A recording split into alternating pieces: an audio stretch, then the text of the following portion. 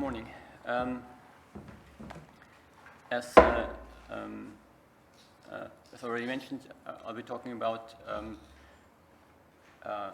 where we are with the Svelvik Field Lab at the moment, and basically what can be done there. So the Svelvik Field Lab is located in the south of Norway and about 1 hour north of Oslo, here in the Svelvik Fjord. It's sorry, wrong button. It's literally literally located in the Svelvik Fjord on the kind of peninsula. It's in a non-active part of a sand quarry here. So basically, what we're sitting on is a lot of sand and clay that has been moved there by a glacier. So and the field lab. Yeah, okay. All right. So the field lab was established for the development and testing of new technologies, in particular for CO2 monitoring, and also especially looking at pressure and saturation. So the idea was to have something where we can fast and quite cost efficiently do CO2 injection, where we don't have to wait for months or years to see something, but where we can quickly inject CO2, see a result, and then come and do that again. As you can see here, so we have a central injection well, which is 65 meters deep, where we can inject both water and CO2. If we inject water here from the tanks, we don't inject plain water. We inject brine, which has the same salinity as formation water. So, and when we inject water, so of course this only has an influence on the pressure. If we inject CO2 here from the tank, then of course this initially has an influence on both pressure and saturation, but as soon as we turn off the CO2 injection, the pressure falls back to the background value, and we only see the CO2 effect. The monitoring, here the injection well is surrounded by 4 monitoring wells, and they're heavily equipped on the outside of the casing, and what you can see here is some fiber optic cables. We have DAS, so distributed acoustic strain and temperature sensing. We have straight and helical cables. We have ERT electrodes, 16 per well, 5 meters spaced. So we have pressure and temperature sensors at 65 meters, which is the kind of injection depth, and we also, of course, have pressure and temperature sensors in the packer at the bottom, basically, of the injection well. And we also have capillaries for fluid sensing. So I mentioned that we have straight and helical cables. So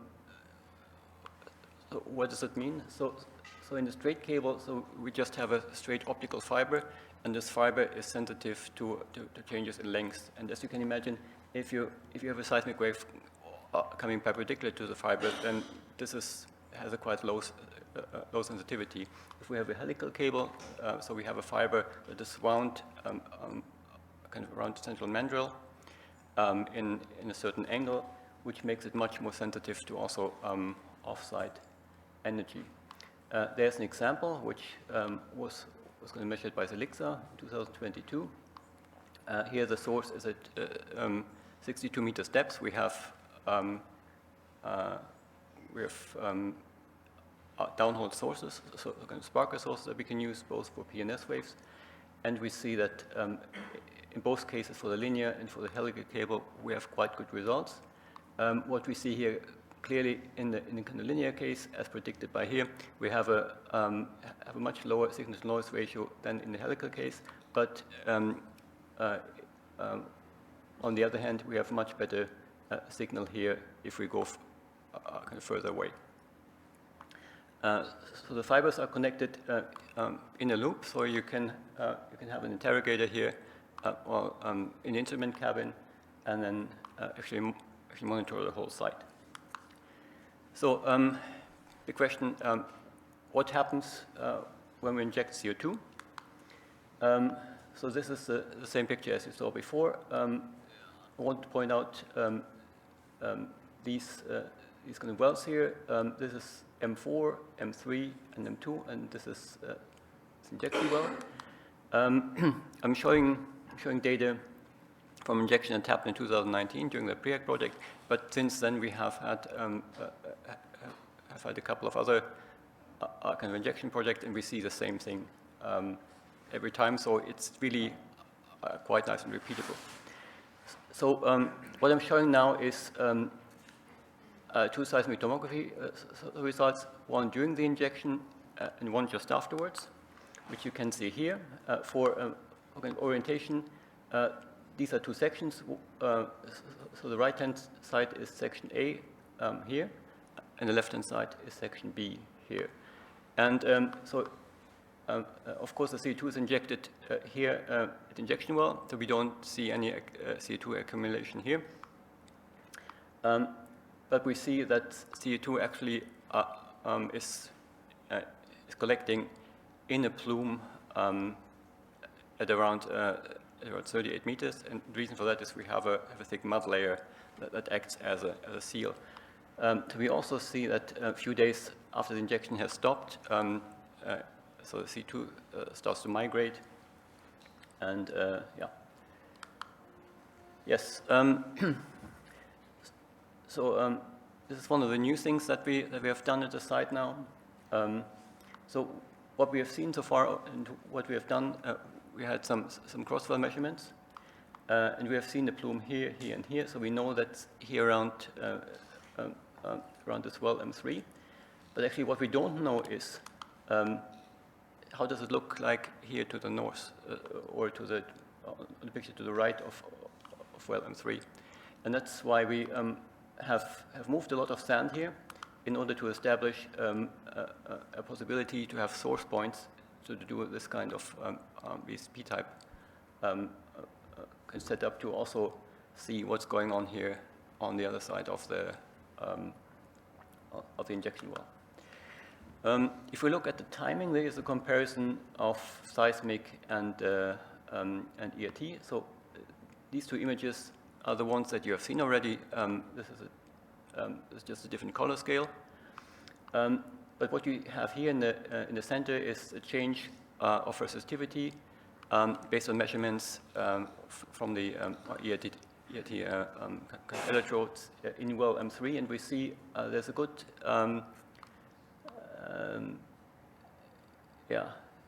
there's a good match between when we see increased resistivity to the CT plume and what we see here in the seismic tomography. And so the timing is also that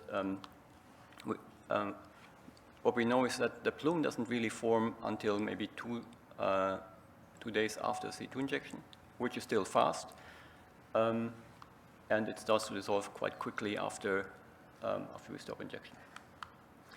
Yes, so this was relatively large, at least for the scale of Svelvik, amounts of C2, but how do we see, or how can we detect small amounts of CO2? And this is just an example for that. Here the setup is as you see here, so source and receiver are on either side of the injection well. And what we're looking at here is the start of the first injection. So there's no CO2 in the pipes. And what has to happen now is when you start injecting, so you first fill up the tubing down to the packer, and then you have to fill up the space underneath the packer until the CO2 actually reaches the screen and can enter the reservoir. So you can't see it before. Here on this plot, you can see the pressure at the packer, and here is the time, and the small blue dots is the pressure, and those larger dots here are timing of seismic measurements. So there were sources fired every few minutes. And what you see here on the right is here seismic traces. So well, we have a red one for the baseline, which serves as a reference, and blue ones for repeats. This is the whole trace, and this is the P-wave spectrum, which is calculated here, and this is the S-wave spectrum, which is calculated here. And okay, if you compare the first two, you see they have the same pressure. You get the same, exact same result as expected. If you go forward, there's a small pressure increase, so you don't anything in the P-wave part, but you see a really clear indication of the S-wave part. So that means not that there's any CO2, but S-wave data are particularly kind of sensitive to pressure. If you go forward, still no change. Still forward, now we have a quite significant increase in the pressure, so compared to before, but still here's really nothing to be seen in the P-wave spectrum. And now this is the moment when the CO2 actually enters the CO2. So it's really sensitive to tiny amounts of CO2. Okay, well, in addition, this is something that we also have observed that was not planned. So what's happened here is, or what you see here is, so this blue pipe here is the casing of the injection well that goes down to 65 meters where the CO2 is injected. And the brown thing here is an auxiliary casing that only goes down 26 meters, which doesn't really have a function other than during drilling to protect the well from the sand falling in. So basically this is open here at the bottom. And so we don't really know how the CO2 is getting up there, but what we do know is that the CO2 is traveling in between those two casings. And we thought, wow, this was not planned, but this is an excellent opportunity to also use the site for the detection and quantification of leakage.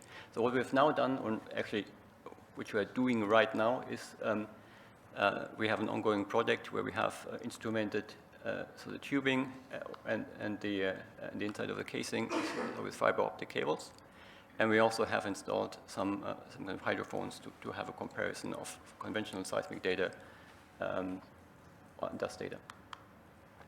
So to sum up, the field lab was designed for controlled testing of new technologies for CO2 monitoring and well integrity. We can perform fast and repeatable experiments. When I say fast, so typical injection is maybe a week, so 10 days, and within 10 days we're injecting 2,000 kilograms of CO2, which is roughly 1,000 cubic meters. So referring to the talk yesterday, I'm not quite sure how much it is in cows.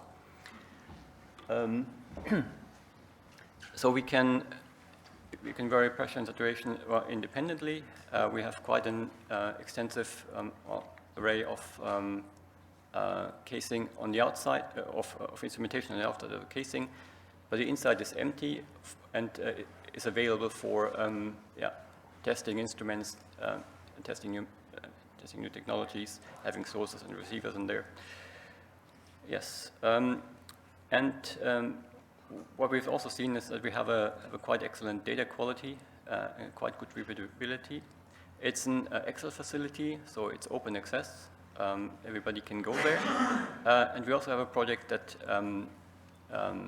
promotes kind of transnational access through EU funding in the GeoInquire project. And with this, I would like to thank everybody that has contributed to the establishment of the site and has put a lot of work in it. Thank you.